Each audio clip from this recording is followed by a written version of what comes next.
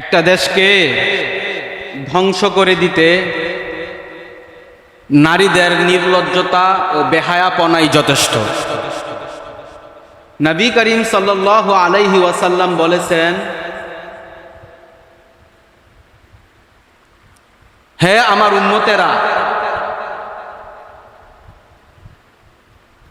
তোমাদেরকে সবচেয়ে বড় ফিতনার নাম বলে দিয়ে যায়। সবচেয়ে বড় ফিতনা হলো নারীদের ফিতনা। এই নারীদের ফিতনা থেকে প্রত্যেকটা পুরুষকে বেঁচে থাকতে হবে। হযরত উসামা ইবনে যায়েদ রাদিয়াল্লাহু তাআলা আনহু থেকে বর্ণিত, নবী করিম সাল্লাল্লাহু আলাইহি ওয়াসাল্লাম বলেছেন, হে আমার উম্মতেরা শোনো, আমার মৃত্যুর পর সবচেয়ে বড় এবং মারাত্মক ফিতনা হলো একটা পুরুষের জন্য নারীদের ফিতনা।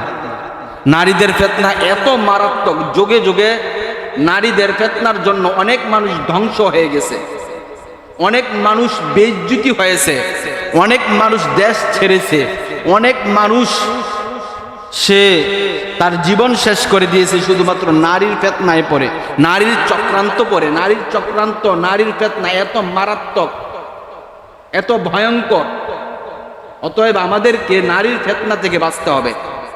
এখন নারীদের ফিতনা থেকে আপনি কিভাবে বাঁচবেন?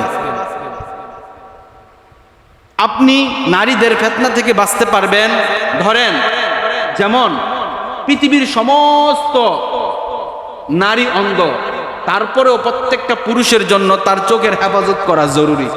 আবার ধরেন পৃথিবীর প্রত্যেকটা পুরুষ অন্ধ, তারপরেও প্রত্যেকটা নারীকে তার চোখের হেফাজত করা জরুরি।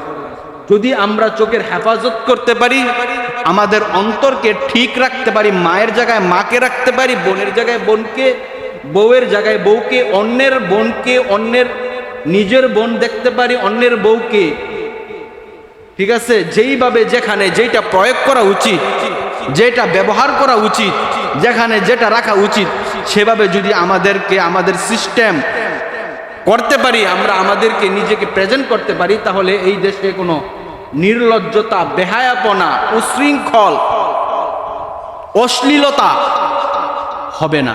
প্রত্যেকটা মানুষ প্রত্যেকটা জায়গায় ঠিক থাকবে।